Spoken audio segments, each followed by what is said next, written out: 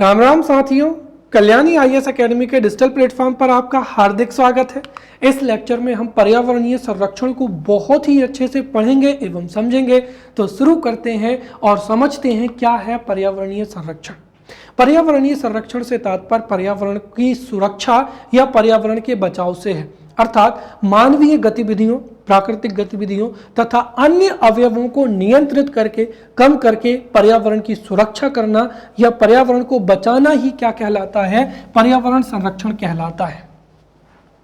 पर्यावरण को जो नुकसान है वो सबसे ज्यादा किससे होता है? मानवीय गतिविधियों से होता है। जैसे जो वन क्षेत्र है, वन क्षेत्रों में आवास स्थापित करना, कृषि कार्य करना या फिर अन्य गतिविधियां करना, बड़ी बड़ी फैक्ट्रियों को डालना या वन्य प्राणियों का संरक्षण करना, उसकी वजह से पर्यावरण के जो जैविक घटक हैं या अजैविक घटक हैं उनको नुकसान होता है एवं पर्यावरण की हानि होती है।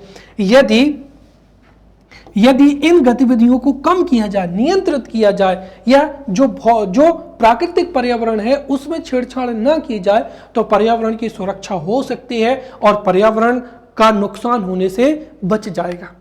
मानवीय गतिविधियों को नियंत्रित करने का सबसे प्रमुख तरीका हो जाएगा जागरूकता। लोगों को यदि हम जागरूक करें तो उससे पर्यावरण की क्षति रुक सकती है। परंतु जब कभी भी लोग अपनी आदतों में बदलाव नहीं करते हैं तो पर्यावरणीय विधान के माध्यम से या पर्यावरणीय कानून के माध्यम से मानवीय गतिविधियों को नियंत्रित किया जाता है। जैसे कानून बनाकर शिकार को रोका जा सकता है, राइट, वन्य प्राणियों को किसी भी प्रकार से प्रभावित करने से रोका जा सकता है। साथ ही साथ बड़े बड़े जो वन क्षेत्र है वहाँ पर खनन कार्यों को या वहाँ पर जो भी विकासात्मक कार्य हैं उनको नियंत्रित किया जा सकता है। तो कुल मिलाकर पर्यावरण को पर्यावरणीय विधानों के माध्यम से, जागरूकता के माध्यम से कार्यक्रम आयोजित करके, सम्मेलन आयोजित करके लोगों को जागरूक करके पर्यावरण को बचाया जा सकता है और पर्यावरण की सुरक्षा की जा सकती है। तो हम संक्षेप में कह सकते हैं पर्यावरणीय संरक्षण से तात्पर्य पर्यावरण की सुरक्षा करना या पर्यावरण की हानि होने से रोकना है, राइट। और पर्यावरण की सुरक्षा या पर्यावरण संरक्षण पर्यावरणीय विधान या कानून से ही संभव होता है। पर्यावरणीय विधान या कानून का मुख्य लक्षण है पर्यावरण का संरक्षण करना एवं पर्यावरण की हानि को रोकना होता है, राइट। सीधी सी बात है, लोगों की गतिविधियां या मानवीय गतिविधियां नियंत्रित हो सकें इसके लिए क्षेत्रीय स्तर पर, प्रादेशिक स्तर पर, राष्ट्रीय स्तर पर या फिर अंतरराष्ट्रीय स्तर पर पर्यावरणीय विधान बनाए जाते हैं और उनको प्रभावी तरीके से क्रियान्वित किया जा सकता है ताकि मानवीय गतिविधियों का नियंत्रण हो एवं पर्यावरण की क्षति ना हो, पर्यावरण को नुकसान ना पहुंचे एवं पर्यावरण की सुरक्षा या पर्यावरण का संरक्षण हो जाए, राइट। जो पर्यावरणीय कानून या विधान है उनका केंद्रीय तत्व क्या होता है? एक तो प्रदूषण को नियंत्रित करना, क्योंकि अगर पर्यावरण में प्रदूषण होगा तो उससे पर्यावरण के जो अजैविक घटक हैं जैसे वन मंडल है, स्थल मंडल है, जल मंडल है, उसमें कोई भी अवांछित परिवर्तन नहीं होगा तो उससे पर्यावरण का क्षरण नहीं होगा। एवं जो प्राकृतिक संसाधन है, अब प्राकृतिक संसाधनों में दोनों चीजें आ जाएंगी, जैसे वन्य प्राणी भी प्राकृतिक संसाधन में आ जाएंगे। तो वन्य प्राणी, वनस्पति, पेड़ पौधे, राइट, और जो वन क्षेत्र में पाए जाने वाले आदिवासी हो जाएंगे, उनका क्या है? संरक्षण करना है। तो पर्यावरणीय कानून या विधान का केंद्रीय तत्व एक तो पर्यावरणीय प्रदूषण को नियंत्रित करना, साथ ही साथ प्राकृतिक संसाधनों का संरक्षण करना भी है। अब हम पर्यावरणीय संरक्षण से संबंधित विभिन्न राष्ट्रीय संगठन या संस्थाओं के बारे में पढ़ेंगे और यहां से एमपीपीएससी में जो है ऑब्जेक्टिव रूप में क्वेश्चन पूछे ही जाते हैं, राइट। उदाहरण के लिए हो सकता है कि किसी भी संस्था का आपको स्थापना वर्ष पूछ लें या उसकी कोई विशेषता पूछ लें या फिर उसका कोई प्रतीक पूछ लें, राइट। जैसे जो WWF है उसका प्रतीक क्या है, या बॉम्बे नेचुरल हिस्ट्री सोसाइटी का प्रतीक क्या है, या जो है भारतीय वनस्पति सर्वेक्षण की स्थापना कब हुई है और उसके संबंध में अन्य जो विशेषताएं हैं उन विशेषताओं को भी जो है परीक्षा में पूछा जा सकता है। तो ये मोस्ट इंपॉर्टेंट टॉपिक है जो कि एमपीपीएससी प्रीलिम्स में पूछा ही जाएगा। साथ ही साथ यदि आप यूपीएससी या अदर स्टेट लेवल की एग्जाम की तैयारी भी कर रहे हैं तब भी ये आपके लिए बहुत ही महत्वपूर्ण हो जाएगा। तो पहला टॉपिक हो जाएगा यहाँ पर पर्यावरण पर्यावरण संरक्षण से संबंधित विभिन्न राष्ट्रीय संगठन या राष्ट्रीय संस्थाएं और इनकी स्थापना एवं इनकी जो विशेषताएं हैं उनको हम जो है विशेष रूप से पढ़ेंगे, जिसमें पहला क्या हो जाएगा, बॉम्बे नेचुरल हिस्ट्री सोसाइटी। तो Bombay natural history society Bharat के मुंबई में है, जिसकी स्थापना 1883 में हुई थी और यह है जैव विविधता संरक्षण हेतु भारत में सबसे बड़ा गैर सरकारी या क्या हो जाएगा, एनजीओ संगठन हो जाएगा। पर्यावरण की संरक्षण के लिए जो है स्वैच्छिक रूप से कई संस्थान कार्य कर रहे हैं या ऐसे लोग जो कि स्वैच्छिक रूप से पर्यावरण को बचाने के लिए अन्य गतिविधियों में इन्वॉल्व होते हैं, राइट, उनके समूह को ही एनजीओ कहा जाता है। तो पहली चीज तो ये एक गैर सरकारी संगठन है, अर्थात इस संगठन के सदस्य स्वैच्छिक रूप से पर्यावरण को बचाने का प्रयास करते हैं। और दूसरी चीज, ये भारत का क्या हो जाएगा, सबसे बड़ा एनजीओ हो जाएगा, जिसका प्रतीक क्या हो जाएगा यहाँ पर, ग्रेट हॉर्नबिल हो जाएगा। तो बॉम्बे नेचुरल हिस्ट्री सोसाइटी का मुख्यालय मुंबई में है, जिसकी स्थापना 1883 में की गई थी। यह जैव विविधता संरक्षण के लिए जागरूकता फैलाने वाला एवं जैव विविधता संरक्षण के लिए भारत में सबसे बड़ा एनजीओ या गैर सरकारी संगठन है, जिसका प्रतीक क्या हो जाएगा, ग्रेट हॉर्निवल हो जाएगा। नेक्स्ट क्या हो जाएगा यहाँ पर, भारतीय वनस्पति सर्वेक्षण संस्थान।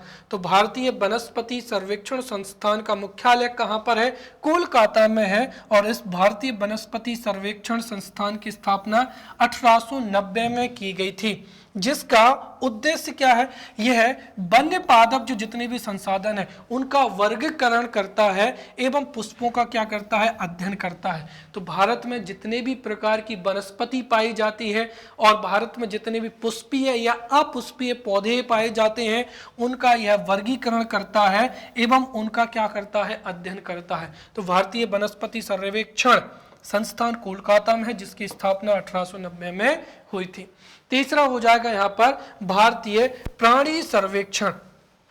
तो भारतीय प्राणी सर्वेक्षण एवं भारतीय वनस्पति सर्वेक्षण संस्थान दोनों ही कहां पर है, कोलकाता में है। भारतीय प्राणी सर्वेक्षण संस्थान की स्थापना 1916 में की गई थी और यह भारत में पाई जाने वाली प्राणी जात संसाधनों का क्या करता है, अन्वेषण करता है, सर्वेक्षण करता है एवं उनका क्या करता है, प्रलेखीकरण करता है। अर्थात भारत में जितने भी जीव जंतु पाए जाते हैं, चाहे वो जानवर हों, राइट, सूक्ष्म जीव हों, राइट, उनका एक तरीके से अनुसंधान करता है, उनका अन्वेषण करता है, किस क्षेत्र में कितने जीव पाए जाते हैं एवं उनका प्रलेखीकरण होता है, उनको एक तरीके से जो है लिपिबद्ध किया जाता है या उसकी जानकारी को संरक्षित किया जाता है।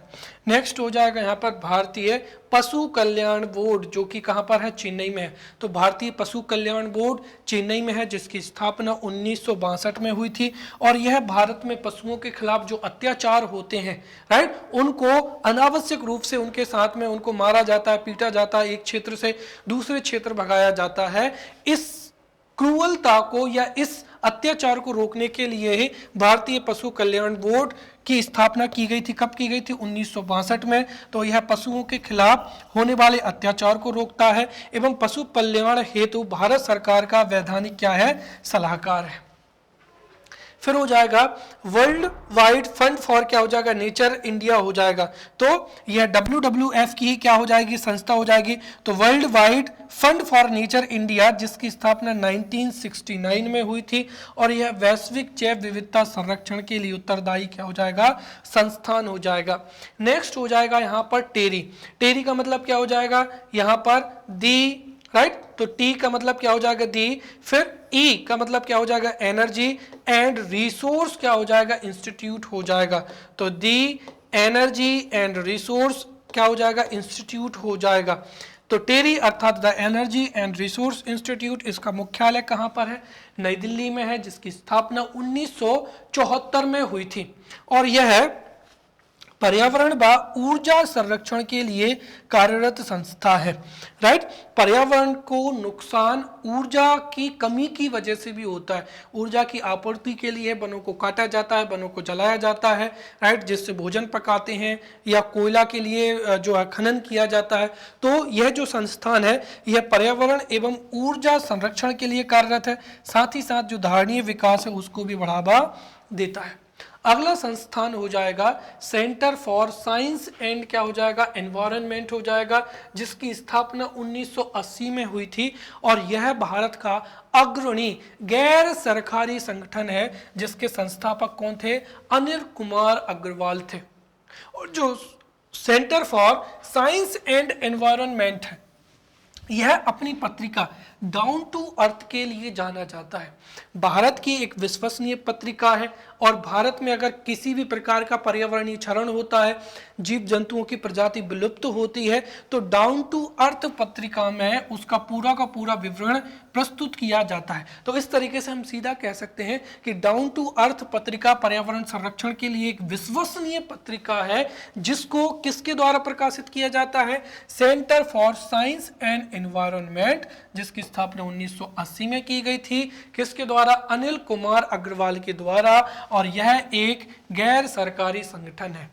नेक्स्ट हो जाएगा भारतीय वन सर्वेक्षण संस्थान देहरादून। तो जो भारतीय वन सर्वेक्षण संस्थान है उसका हेडक्वार्टर कहाँ है, देहरादून में है, और इसकी स्थापना 1981 में की गई थी। यह भारत में पाए जाने वाले जितने भी वन संसाधन है उनका सैटेलाइट के माध्यम से मूल्यांकन करता है। देखिए हमारे देश में कितने क्षेत्रफल पर वन है, इसको दो विधियों से क्या किया जाता है, मापा जाता है। एक तो क्या हो जाएगा, फॉरेस्ट रिकॉर्ड हो जाएगा, राइट, फॉरेस्ट रिकॉर्ड हो जाएगा। तो प्रत्येक गवर्नमेंट अपने फॉरेस्ट रिकॉर्ड के आधार पर यह बताती है कि किस राज्य में कितना वन क्षेत्र है, लेकिन उसमें कई बार डाटा में बहुत ज्यादा क्या होता है, अंतर आ जाता है, या कई बार गलत डाटा हो जाता है। क्यों? क्योंकि सरकार के रिकॉर्ड में तो कहीं पर जंगल हो सकता है, लेकिन आज वहां पर हो सकता है खेती हो रही हो, वो बंजर हो गया हो। इसीलिए जो सबसे ऑथेंटिक डाटा माना जाता है वो भारतीय वन सर्वेक्षण का ही माना जाता है। क्यों? क्योंकि यह सैटेलाइट के माध्यम से, राइट, सैटेलाइट जो है, सैटेलाइट क्या करती है, सैटेलाइट ऊपर से ही भारत के जहां जहां पर ग्रीनरी पाई जाती है उसको वन संसाधनों में क्रेडिट करता है। तो यहाँ की जो जानकारी वो क्या होती है, सटीक होती है। तो भारतीय वन सर्वेक्षण, राइट, भारतीय वन सर्वेक्षण संस्थान देहरादून में है, जिसकी स्थापना 1981 में हुई थी, और यह सैटेलाइट के माध्यम से भारत में पाए जाने वाले वन संसाधनों का मूल्यांकन करता है एवं प्रति 2 वर्ष में भारतीय वन स्थिति रिपोर्ट को क्या करता है, जारी करता है, जो कि भारत की सबसे ऑथेंटिक रिपोर्ट मानी जाती है। नेक्स्ट हो जाएगा यहाँ पर भारतीय वन्य जीव संस्थान, जो कि कहां पर है, देहरादून उत्तराखंड में है। तो भारतीय वन्य जीव संस्थान की स्थापना 1982 में की गई थी, जिसका हेडक्वार्टर देहरादून में है, और यह भारत के जितने भी वन्य प्राणी हैं या वाइल्ड लाइफ जो है, चाहे फ्लोरा फौना हो, तो वन्य जीव का क्या करता है, अनुसंधान करता है एवं उनके प्रबंधन हेतु प्रशिक्षण एवं अकादमिक कोर्स उपलब्ध कराता है। तो ये इसकी सबसे महत्वपूर्ण विशेषता है। तो भारतीय वन्य जीव संस्थान देहरादून एक ऐसा संस्थान है जो कि वन्य जीवों के संरक्षण के लिए अनुसंधान करता है, साथ ही साथ अकादमिक कोर्स उपलब्ध कराता है एवं प्रशिक्षण हेतु भी कार्यरत है। नेक्स्ट हो जाएगा यहाँ पर सलीम अली पक्षी विज्ञान केंद्र, कहाँ पर हो जाएगा, कोयम्बटूर में हो जाएगा। तो सबसे पहली चीज तो आपको क्या याद रखना है, हेडक्वार्टर। तो सलीम अली पक्षी विज्ञान केंद्र कोयम्बटूर में है, राइट, जिसकी स्थापना 1990 में की गई थी, और यह पक्षी शोध संस्थान है, अर्थात भारत में जितने भी विभिन्न प्रकार के पक्षी पाए जाते हैं उन पर यहाँ पर क्या किया जाता है, जो है शोध कार्य किए जाते हैं। नेक्स्ट हो जाएगा केंद्रीय चिड़ियाघर प्राधिकरण। तो केंद्रीय चिड़ियाघर प्राधिकरण का जो हेडक्वार्टर है वो नई दिल्ली में है। इस प्राधिकरण की स्थापना 1992 में हुई थी, और यह भारत में जितने भी चिड़ियाघर हैं या जो जू हैं उनमें पशु पक्षियों का संरक्षण कैसे किया जाए, उनको सुविधाएं कैसे दी जाए, इसके लिए कार्यरत है। तो वन्य जीवों विशेषकर जो भारत के जितने भी जू हैं या चिड़ियाघर हैं उनमें वन्य प्राणियों को कैसे संरक्षित किया जाए, इसके लिए क्या हो जाएगी, यह संस्था हो जाएगी। अगला हो जाएगा राष्ट्रीय वनीकरण और पर्यावरण विकास बोर्ड। इसकी स्थापना कब हुई थी, 1992 में हुई थी। और यह बोर्ड देश में नवीकरण, वृक्षारोपण एवं पारिस्थितिकी विकास को बढ़ावा देने के लिए उत्तरदायी संस्था है। तो जैसा इसका नाम है वैसे इसका काम हो जाएगा। राष्ट्रीय वनीकरण और पर्यावरण विकास बोर्ड, अर्थात यह भारत में पर्यावरण के विकास के लिए अर्थात वृक्षारोपण के लिए, राइट, वनों के नवीकरण के लिए प्रयासरत क्या है, संस्था है। नेक्स्ट हो जाएगा यहाँ पर भारतीय वन्यजीव ट्रस्ट नोएडा। तो भारतीय वन्यजीव ट्रस्ट जो है वो हेडक्वार्टर कहाँ है, नोएडा में है, जिसकी स्थापना कब हुई थी, 1998 में। और यह भारत में जो संकटापन्न प्रजातियां हैं उनको प्राकृतिक आवास में संरक्षित करने के लिए क्या है, प्रयासरत है। तो भारतीय वन्यजीव जो ट्रस्ट है वह भारत की जो संकटापन्न जो प्रजातियां हैं उनको प्राकृतिक आवास में संरक्षण देने के लिए प्रयासरत है। नेक्स्ट हो जाएगा कैंपा, प्रतिपूरक नवीकरण कोष प्रबंधन एवं योजना क्या हो जाएगा, प्राधिकरण हो जाएगा। तो कैंपा की स्थापना 2009 में हुई थी और यह है गैर वन प्रयोग के लिए वन भूमि की हुई क्षतिपूर्ति रोकने के लिए क्या है, पौधारोपण कार्यक्रम संचालित करने वाला प्राधिकरण है। कहने का तात्पर्य क्या हुआ, जैसे मैंने कहा कि ये फॉरेस्ट लैंड है। अब यहाँ पर इस फॉरेस्ट लैंड में अगर कोई कंपनी स्थापित होती है तो कहने का तात्पर्य ये एक वन क्षेत्र है और इस वन क्षेत्र का प्रयोग गैर वन प्रयोग के लिए किया जा रहा है। तो जब किसी वन क्षेत्र में कोई फैक्ट्री लगाई जाती है, सरकार कोई भी गोदाम है, सड़क बनाती है, तो जब किसी वन क्षेत्र की भूमि को गैर वन प्रयोग के लिए उसका प्रयोग किया जाता है तो उससे पर्यावरण का क्या होगा, नुकसान होगा। इस नुकसान की भरपाई के लिए किसी दूसरे क्षेत्र में यहाँ पर क्या किया जाता है, वृक्षारोपण किया जाता है ताकि वनों की संख्या में क्या हो, कमी ना आए। और जो इस तरीके से जो वृक्षारोपण कराने वाली संस्था है या जो कार्यक्रम है या प्राधिकरण है वो कौन सा हो जाएगा, कैंपा। तो कैंपा जो वनों पर स्थापित फैक्ट्रियां या अन्य आवासों के निर्माण से जो वनों की क्षति होती है उसकी भरपाई के लिए पौधारोपण कार्यक्रम को संचालित करता है कैंपा। इसकी स्थापना कब हुई थी, 2009 में, बहुत ही महत्वपूर्ण है। नेक्स्ट हो जाएगा राष्ट्रीय जैव विविधता प्राधिकरण।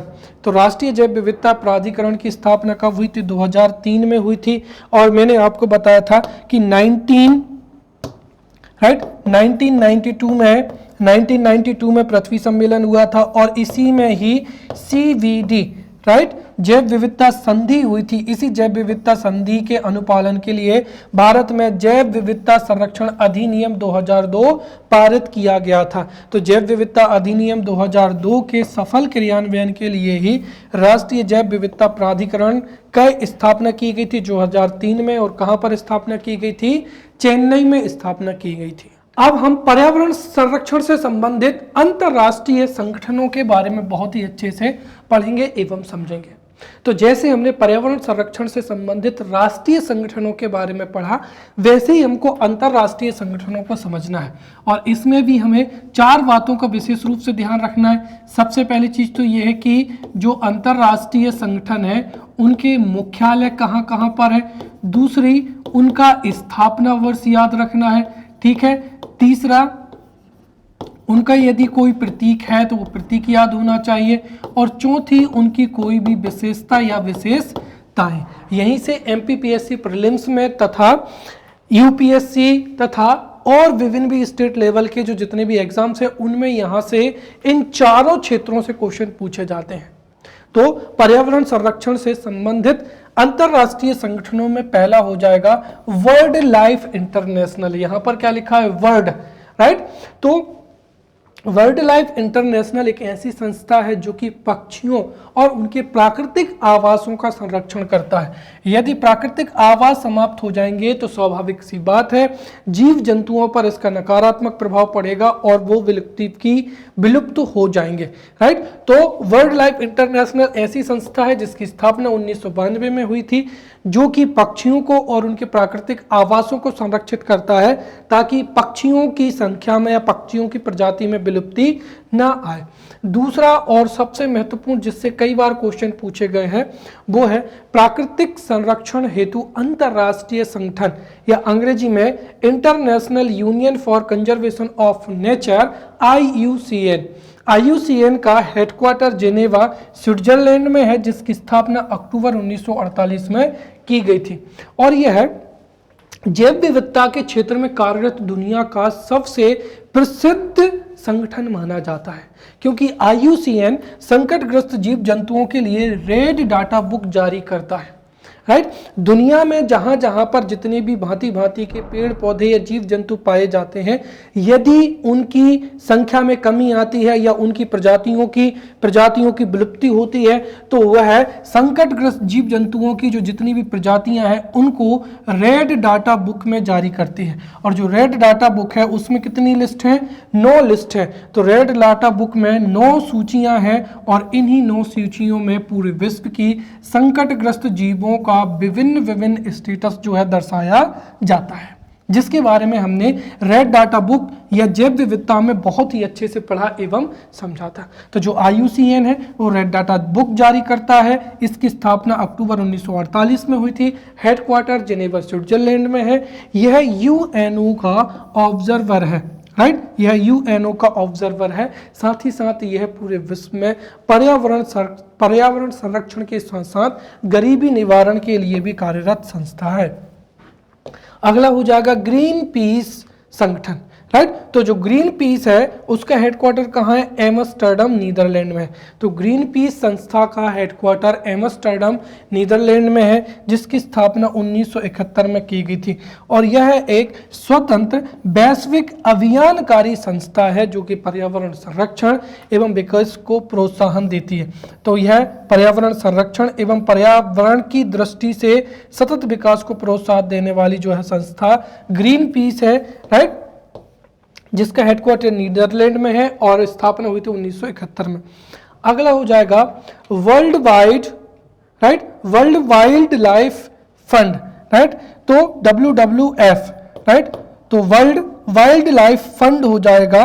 तो WWF या वर्ल्ड वाइल्ड लाइफ फंड की जो हेडक्वार्टर है वो कहाँ पर है? ग्लेन स्विट्जरलैंड में है। इसकी स्थापना कब की गई थी? 1961 में की गई। तो WWF की स्थापना 1961 में की गई थी और यह पर्यावरण शोध, पर्यावरण संरक्षण एवं पर्यावरण पुनर्स्थापना के लिए प्रतिबद्ध एक संगठन है। इसका स्लोगन क्या है? For a living planet. Living planet का मतलब जीवित, तो एक जीवित ग्रह के लिए, तो फॉर अ लिविंग प्लैनेट इसका स्लोगन है WWF का। साथ ही साथ WWF का जो प्रतीक है वो क्या है? ज्वाइंट पांडा है। राइट, तो इसका प्रतीक ज्वाइंट पांडा हो जाएगा। Slogan for a living planet. साथ ही साथ यह सबसे बड़ा वैश्विक स्वतंत्र संरक्षण संगठन है। अगला हो जाएगा संयुक्त राष्ट्र पर्यावरण कार्यक्रम UNEP, जिसका हेडक्वार्टर कहां पर हो जाएगा? नैरोबी केन्या में है। राइट, तो 1972 में पर्यावरण संरक्षण के लिए स्टॉकहोम सम्मेलन हुआ था और इसी स्टॉकहोम सम्मेलन के परिणाम स्वरूप ही संयुक्त राष्ट्र पर्यावरण कार्यक्रम की नींव स्थापित हुई थी और UNEP को 1972 में स्थापित किया गया था। UNEP का हेडक्वार्टर कहाँ है? नैरोबी केन्या में है। राइट, और साथ ही साथ संयुक्त राष्ट्र, अगर इसकी विशेषता की बात करते हैं तो संयुक्त राष्ट्र महासभा के मानव पर्यावरण कॉन्फ्रेंस 1972 या स्टॉकहोम स्वीडन के परिणाम स्वरूप इसका क्या हुआ था? गठित हुआ था। तो मैंने बताया था कि पूरे विश्व में पर्यावरण की संरक्षण के लिए संयुक्त राष्ट्र महासभा के मानव पर्यावरण कॉन्फ्रेंस आयोजित हुई थी 1972 में और इसी मानव पर्यावरण कॉन्फ्रेंस को स्टॉकहोम सम्मेलन कहा गया था। इसी स्टॉकहोम सम्मेलन के परिणाम स्वरूप ही UNEP का गठन 1972 में ही हुआ था और यह पर्यावरण संरक्षण से संबंधित एक महत्वपूर्ण जो है संगठन है। साथ ही साथ यह ग्लोबल 500 पुरस्कार भी क्या करता है, जो है देता है। तो पर्यावरण संरक्षण से जो व्यक्ति पर्यावरण संरक्षण के लिए या पर्यावरण संरक्षण के लिए जो संस्था कार्य करती है उसको ग्लोबल 500 पुरस्कार दिया जाता है, और ग्लोबल 500 पुरस्कार 1937 से दिया जा रहा है। साथ ही साथ 5 जून को पर्यावरण दिवस के रूप में मनाया जाएगा। तो यह निर्णय भी कब लिया गया था, स्टॉकहोम सम्मेलन 1972 में ही यह फैसला लिया गया था कि पर्यावरण संरक्षण के लिए जागरूकता को बढ़ावा देने के लिए 5 जून को पर्यावरण दिवस के रूप में मनाया जाएगा। इसका निर्णय स्टॉकहोम सम्मेलन 1972 में लिया गया था, लेकिन यह 1974 से ही पर्यावरण दिवस जो है मनाया जा रहा है। राइट, अगला हो जाएगा यहाँ पर वन्य जीव व्यापार निगरानी नेटवर्क। राइट, तो वन्य जीव व्यापार निगरानी नेटवर्क ट्रैफिक, राइट, जिसकी स्थापना 1976 में हुई थी। यह IUCN एवं WWF का संयुक्त संरक्षण कार्यक्रम है। अब जीव जंतुओं का शिकार मुख्यतः उनके विशेष उत्पाद जैसे नाखून है, बाल है, त्वचा है या कोई भी शारीरिक अंग हो जाएगा उसके लिए किया जाता है, और यदि उन अंगों की तस्करी या बिक्री अंतर्राष्ट्रीय बाजार में होती रहेगी तो कितने ही कानून बना लें जो है वन्य जीवों का शिकार नहीं रुकेगा। इसके लिए IUCN एवं WWF संयुक्त रूप से एक संरक्षण कार्यक्रम चला रहे हैं, और IUCN जो संकटग्रस्त प्राणी है उनकी जानकारी देती है, और WWF तो IUCN एवं WWF दोनों ही जो संकटग्रस्त प्रजातियां हैं उनकी तस्करी या उनके अवैध व्यापार पर क्या करते हैं, निगरानी रखते हैं। साथ ही साथ यह ट्रैफिक एक गैर सरकारी वैश्विक नेटवर्क है जो कि वन्य जीव एवं पौधों के व्यापार पर निगरानी रखता है। नेक्स्ट हो जाएगा वर्ल्ड रिसोर्स इंस्टीट्यूट। राइट, तो वर्ल्ड रिसोर्स इंस्टीट्यूट की स्थापना 1982 में हुई थी, और यह सस्टेनेबल डेवलपमेंट या धारणीय विकास को पर्यावरण से जोड़ने से संबंधित संस्था है। धारणीय विकास क्या होता है, देखिए वह विकास जिसमें वर्तमान संसाधनों का उपयोग हम अपनी आवश्यकताओं की पूर्ति के लिए करें तथा ऐसा उपयोग करें कि भविष्य के लिए भी प्राकृतिक संसाधनों का दोहन ना हो या भविष्य के लिए भी आने वाली पीढ़ियों के लिए भी वह प्राकृतिक संसाधन उपलब्ध हो सके। तो यह धारणीय विकास को पर्यावरण से जोड़ने वाली जो संस्था है वह वर्ल्ड रिसोर्स इंस्टीट्यूट है, जिसकी स्थापना 1982 में हुई थी। अगला हो जाएगा उष्ण कटिबंधीय कास्ट संगठन, या जिसको क्या कहा जाता है, इट्टो कहा जाता है। तो अंतरराष्ट्रीय उष्ण कटिबंध कास्ट संगठन की स्थापना 1986 में हुई थी, और यह उष्ण कटिबंधीय वनों के संरक्षण, उनकी प्रबंधन, उपयोग एवं व्यापार को बढ़ावा देने से संबंधित संगठन है। नेक्स्ट हो जाएगा यहाँ पर जलवायु परिवर्तन पर अंतर सरकारी पैनल IPCC क्या हो जाएगा, जिनेवा हो जाएगा या स्विट्जरलैंड हो जाएगा। राइट, तो जलवायु परिवर्तन पर जो सबसे महत्वपूर्ण संगठन है वो कौन सा हो जाएगा, IPCC हो जाएगा, जिसको कई बार एग्जाम में पूछा गया है। राइट, तो जलवायु परिवर्तन पर अंतर सरकारी पैनल का हेडक्वार्टर कहाँ है, जिनेवा स्विट्जरलैंड में है। इसकी स्थापना 1988 में की गई थी। साथ ही साथ यह संस्थान या जो IPCC है, IPCC जलवायु परिवर्तन के खतरों का मूल्यांकन करता है कि कैसे मानवीय गतिविधियों के द्वारा या फिर कैसे प्राकृतिक गतिविधियों के द्वारा जलवायु में परिवर्तन हो रहा है। तो मुख्य रूप से मानवीय गतिविधियों से जलवायु में जो परिवर्तन होता है उसका मूल्यांकन IPCC के द्वारा किया जाता है, और यह अपनी रिपोर्ट रिलीज करती है जिसके आधार पर पूरी दुनिया में जलवायु परिवर्तन के लिए ठोस कदम उठाए जाते हैं। जो IPCC है यह UNEP United Nation environmental programme तथा WMO द्वारा क्या है, स्थापित संस्था है। तो UNEP तथा WMO द्वारा IPCC का गठन किया गया है 1988 में, जिनेवा कहाँ पर, स्विट्जरलैंड में।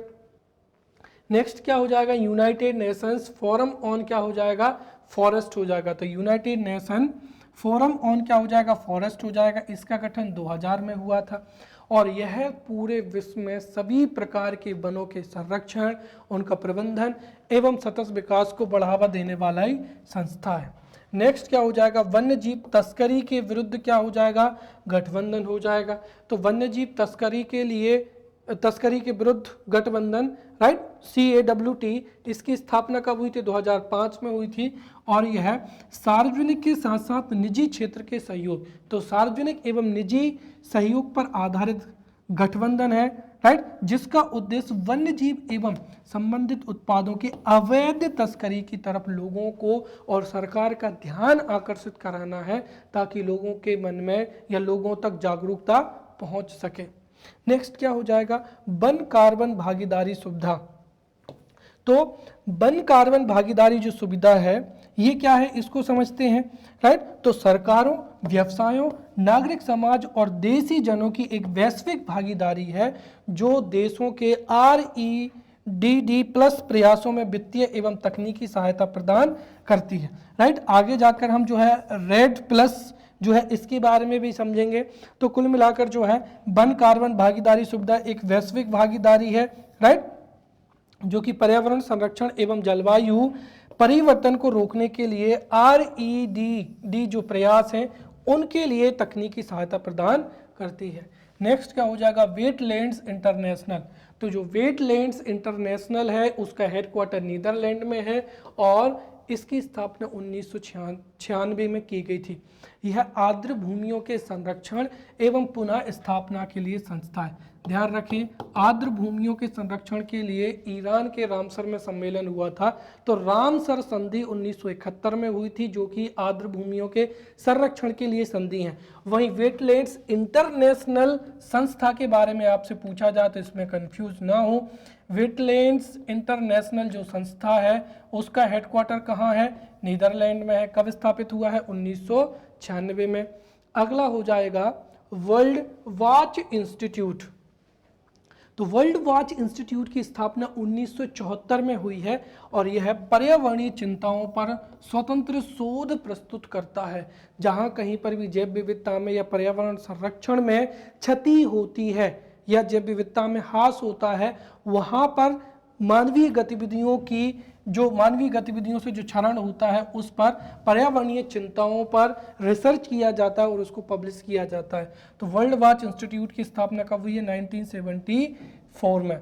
फिर वर्ल्ड नेचर ऑर्गेनाइजेशन। तो जो वर्ल्ड नेचर ऑर्गेनाइजेशन है यह पर्यावरण संरक्षण के लिए वैश्विक अंतर सरकारी क्या है? संगठन है। चलिए अब हम समझते हैं यहाँ पर जलवायु परिवर्तन से संबंधित कुछ प्रमुख सम्मेलन।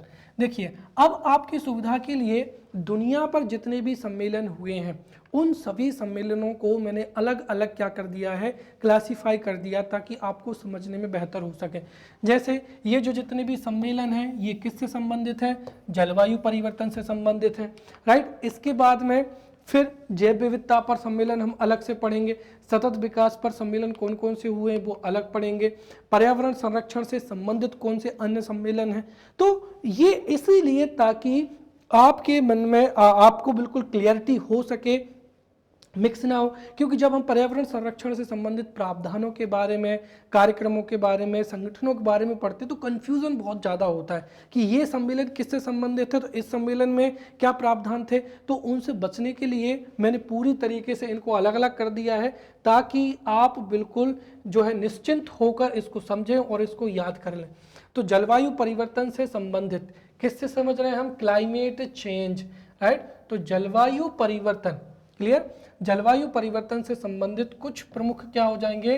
सम्मेलन हो जाएंगे। उस पर सबसे पहला क्या हो जाएगा? जलवायु परिवर्तन पर संयुक्त राष्ट्र का फ्रेमवर्क कन्वेंशन हो जाएगा, UNFCCC। अब देखिए, जितने भी जो सम्मेलन हैं उनका आपस में एक दूसरे से संबंध है, तो उसको मैं आपको बताता हूँ, राइट। सबसे पहले तो अगर मैं आपको बताऊं, UNO महासभा की तरफ से, राइट, UNO महासभा ने 1972 में पर्यावरण संरक्षण के लिए एक कार्यक्रम आयोजित किया था, जिसको क्या कहा जाता है? स्टॉकहोम सम्मेलन कहा जाता है। क्या कहा जाता है? स्टॉकहोम सम्मेलन, जिसकी चर्चा हमने अभी की थी। तो UNO की महासभा के द्वारा पर्यावरण संरक्षण के लिए 1972 में एक कार्यक्रम आयोजित किया गया था, जिसको स्टॉकहोम सम्मेलन के नाम से भी जाना जाता है। और इसी स्टॉकहोम सम्मेलन के आधार पर ही UNEP, United Nation for environment programme, right, इसका गठन हुआ था 1972 में, जिसका हेडक्वार्टर कहां पर हो जाएगा? नैरोबी केन्या में हो जाएगा। साथ ही साथ जो स्टॉकहोम सम्मेलन था, इसकी ही 20वीं वर्षगांठ पर फिर से एक सम्मेलन हुआ था। कब? 1992 में। तो स्टॉकहोम सम्मेलन की 20वीं वर्षगांठ पर 1992 में रियो डी जेनेरो, कहाँ पर?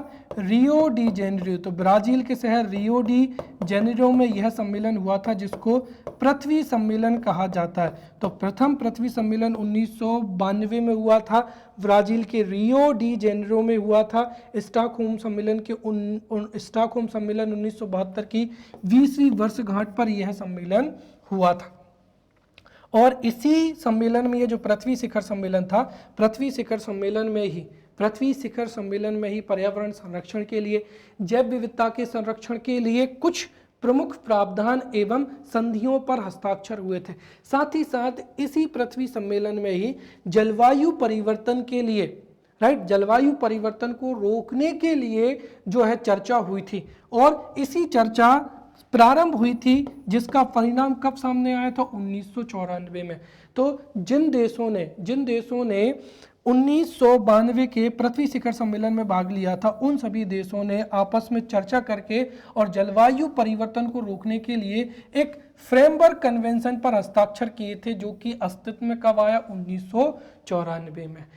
तो जलवायु परिवर्तन पर संयुक्त राष्ट्र का फ्रेमवर्क कन्वेंशन ये अस्तित्व में आया था 1994 में। और इसकी पूरी की पूरी कहानी मैंने आपको बताई दी थी, कि पूरी दुनिया में पर्यावरण संरक्षण के साथ साथ जलवायु परिवर्तन पर प्रथम जो बहुपक्षीय सम्मेलन था, वो अर्थ समिट 1992 में हुआ था। और उसको ही पृथ्वी सम्मेलन या अर्थ समिट कहते हैं। और इसी जो अर्थ समिट था, इसी अर्थ समिट में ही जलवायु परिवर्तन को रोकने के लिए जो है बातचीत की गई थी। फिर इसके सदस्यों ने जो है 1994 में जाकर इस फ्रेमवर्क कन्वेंशन को क्या किया था, जो है इस फ्रेमवर्क कन्वेंशन को स्वीकार किया था। तो इस तरीके से यह कन्वेंशन अस्तित्व में कब आया था? 1994 में। और इस कन्वेंशन को सत्यापित करने वाले लगभग पूरे विश्व के सभी देश हैं। और इसकी जो संख्या है वो 197 में है, अर्थात इसके जो देश हैं वो सार्वभौमिक हैं। लगभग सभी देश जो है इसके सदस्य हो चुके हैं। 1994 में जिन देशों ने इस पर सिग्नेचर किए थे वो कितने हैं? 165। तो 165 देश जो हैं सिग्नेटरीज हैं। और 2022 तक 198 क्या हो गई हैं? पार्टीज हो गई। अब ये पार्टीज या COP के कितने मेंबर हो चुके हैं? 198 हो चुके हैं। तो 165 देशों ने हस्ताक्षर किए थे। 2020 तक इसकी संख्या थी, जो कि बढ़कर कितनी हो गई है? 198 हो गई है। तो यहाँ पर UNFCCC के कुल सदस्य देश कितने हैं? 198 में है, 198 हैं, जिनको 198 COP पार्टीज भी कहा जाता है। अब ये COP क्या है वो समझते हैं। तो 1994 में जब UNFCCC अस्तित्व में आया, तो यह फैसला लिया गया कि इसके सभी सदस्य देश प्रत्येक वर्ष या किसी विशेष समय में एक सम्मेलन का आयोजित करेंगे। और उस सम्मेलन में जलवायु परिवर्तन को रोकने के लिए सभी ठोस कदमों पर चर्चा की जाएगी और उनको अमल में लाया जाएगा। तो 1994 में अस्तित्व में आया। 1995 में UNFCCC का पहला सम्मेलन हुआ था, जिसको बर्लिन सम्मेलन भी कहते हैं। तो UNFCCC का पहला सम्मेलन 1995 में हुआ था और इसी को ही कॉन्फ्रेंस ऑफ पार्टीज 1 के नाम से जाना जाता है। तो UNFCCC का प्रथम सम्मेलन कहाँ हुआ था? बर्लिन में हुआ था, जिसको COP1 भी कहा जाता है। और COP1 को ही क्या कहते हैं? बर्लिन सम्मेलन भी कहते हैं। और इसी COP में वर्तमान समय में कितने? 198 पार्टीज हैं। इसलिए UNFCCC के कुल सदस्य कितने हो गए? 198। तो COP प्रथम कहां पर हुआ था? बर्लिन में हुआ था। फिर आ जाता है 1997 में। तो देखिए आप बिल्कुल, अगर आप कभी भूल जाए, कंफ्यूजन हो, तो याद रखिए COP1 कब हुआ था? 1995 में। तो 1996 में क्या होगा? दूसरा होगा। और COP3 कब होगा? 1997 में। तो UNFCCC से जुड़ा एक अंतरराष्ट्रीय समझौता है, जो कि कॉप 3 में हुआ था। तो कॉप 3 कब हुआ था? 1997 में। कहां पर हुआ था? जापान के क्योटो में हुआ था। तो यह जो क्योटो प्रोटोकॉल है इसको ही कॉप 3 कहते हैं। कब हुआ? 1997 में हुआ है। और यह एक अंतरराष्ट्रीय समझौता है जो कि बाध्यकारी उत्सर्जन कटौती लक्ष्यों को पार्टियों हेतु क्या करता है? प्रतिबद्ध करता है। राइट। इसका मतलब क्या हुआ कि देखिए जो जलवायु परिवर्तन है, मैंने बताया था कि जलवायु परिवर्तन में कार्बन का उत्सर्जन विशेष रूप से भूमिका निभाता है। यदि कार्बन की मात्रा बढ़ती जाएगी तो उससे वैश्विक तापमान या जलवायु में परिवर्तन होगा। इसीलिए 1997 में जो क्योटो प्रोटोकॉल था उसमें बाध्यकारी रूप से जो कार्बन उत्सर्जन की कटौती के लक्ष्य थे उनको रखा गया था। राइट। हर एक देश में कुल मिलाकर ये कि प्रत्येक देश को अपने कार्बन उत्सर्जन को कम करना था और ये कैसा था? बाध्यकारी था। राइट। इसीलिए जो क्योटो प्रोटोकॉल है वो पूरे विश्व में इतना ज़्यादा प्रसिद्ध है। यह कब हुआ था? 16 फरवरी 2005 से जो है कार्यशील हुआ और इसको क्या कहते हैं? COP3 कहते हैं। जो कार्बन क्रेडिट की अवधारणा थी वो यहीं से आई थी। इसमें जो बाध्यकारी उत्सर्जन कटौती लक्ष्य रखे गए थे और इसी में ही कार्बन क्रेडिट आया था। कार्बन क्रेडिट क्या है? जैसे मैंने कहा कि USA है और क्या है? यहाँ पर भारत हो जाएगा। अब दोनों देशों की जो जनसंख्या है, दोनों देशों की जनसंख्या या जो क्षेत्रफल है उसके आधार पर निर्धारित किया जाता है कि USA इतना कार्बन का उत्सर्जन करता है और भारत इतना कार्बन का उत्सर्जन कर सकता है। अब चूंकि जैसे मैंने कहा कि भारत में उतने ज़्यादा, अगर भारत कार्बन उत्सर्जन में कमी कर लेता है, राइट, तो उसके पास में क्या बचेंगे? कार्बन क्रेडिट बचेंगे। कार्बन क्रेडिट बचेंगे अर्थात जितनी तय सीमा है उससे कम यदि भारत कार्बन की उत्सर्जन करेगा तो उसके पास में कार्बन क्रेडिट्स जो है वो बचेंगे। अब अगर USA अपनी उत्सर्जन क्षमता से अधिक खर्च करता है तो भारत ये कार्बन क्रेडिट्स किसको बेच सकता है? USA को बेच सकता है। तो इस तरीके से कार्बन का उत्सर्जन अंतरराष्ट्रीय स्तर पर क्या हो जाएगा? नियंत्रित हो जाएगा। फिर हो जाएगा 2007 का।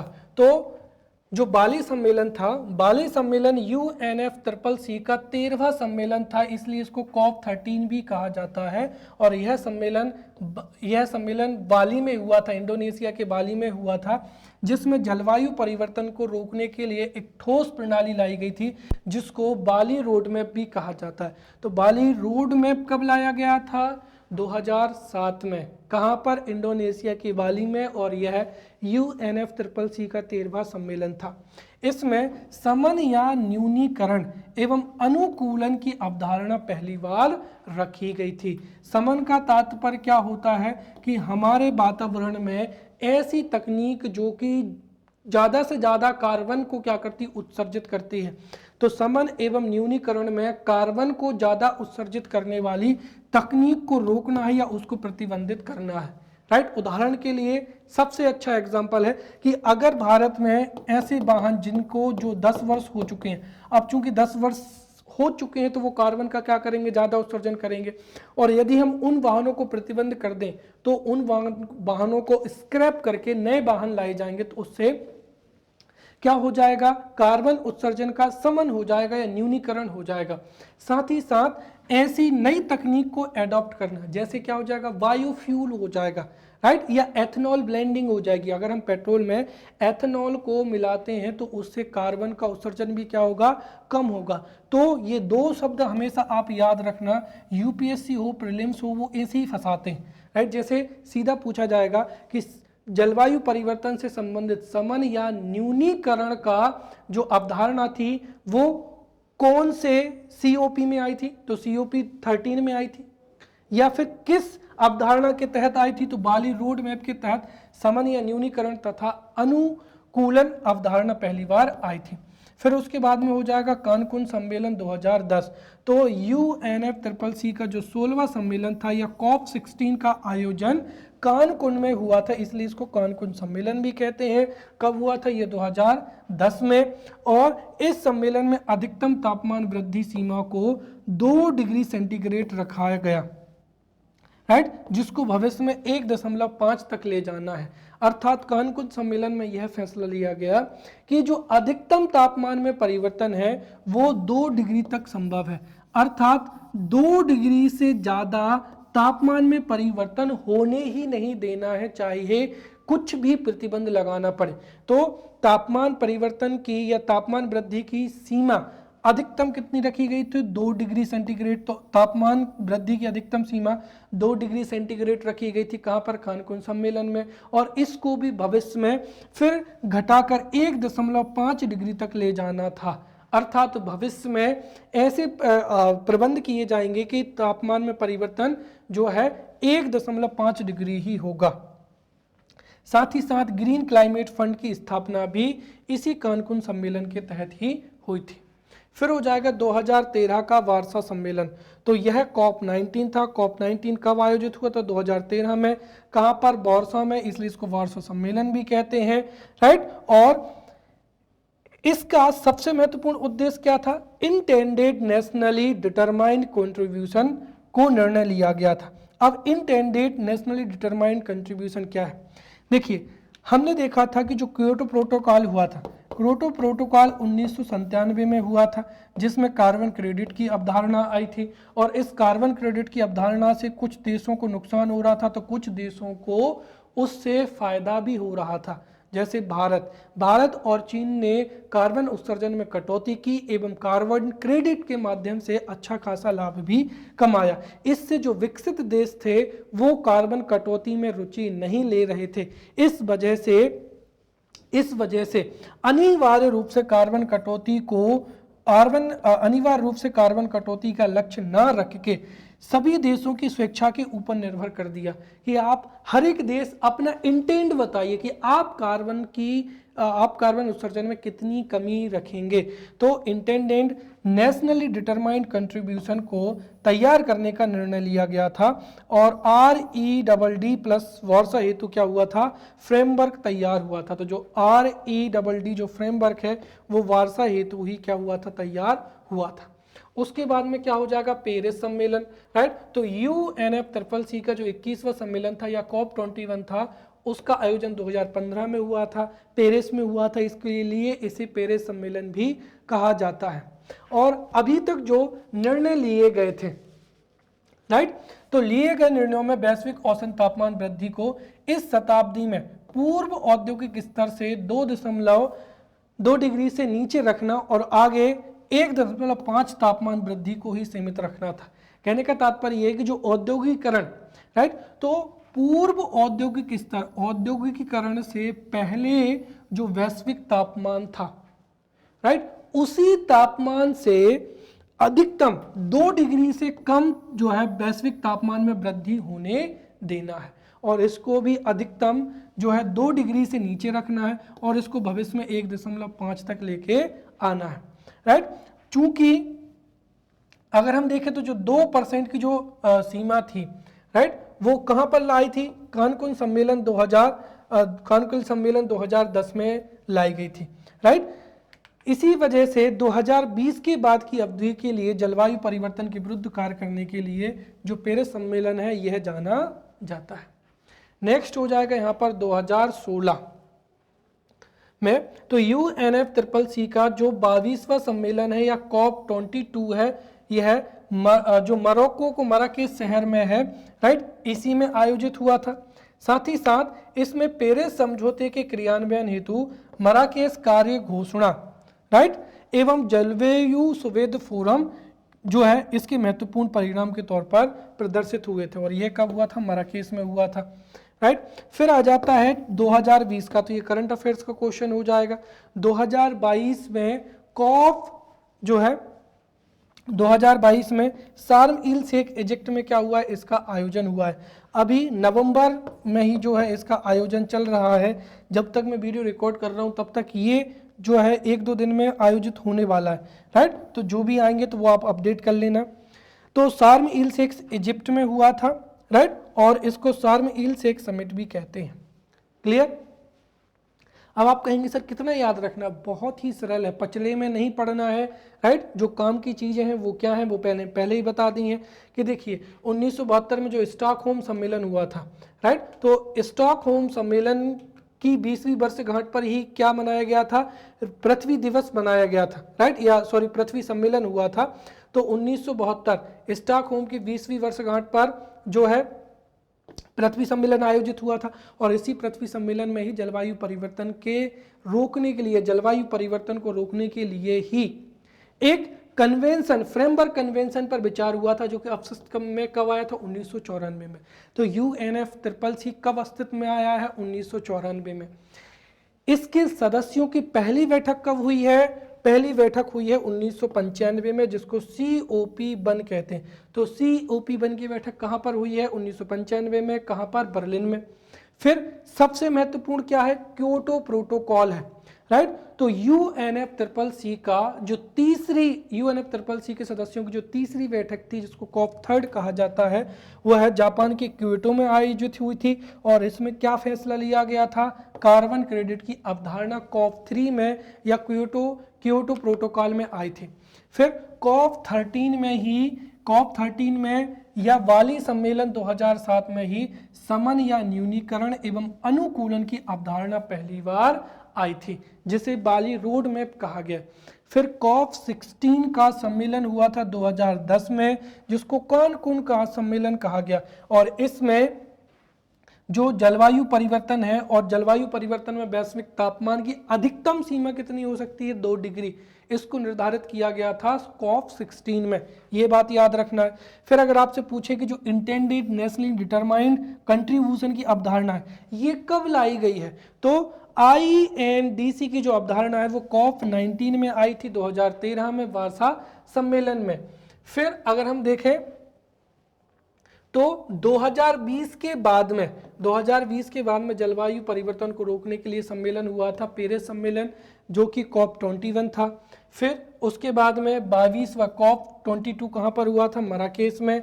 और उसके बाद में शार्म इल शेख इजिप्ट में हुआ था, जो है 2022 में शार्म इल शेख में। तो इस तरीके से जलवायु परिवर्तन से संबंधित जो महत्वपूर्ण अवधारणाएं थी, जो महत्वपूर्ण संधियां हैं, अवधारणाएं हैं, या COP के सम्मेलन है, उनको बहुत अच्छे से पढ़ लिया है।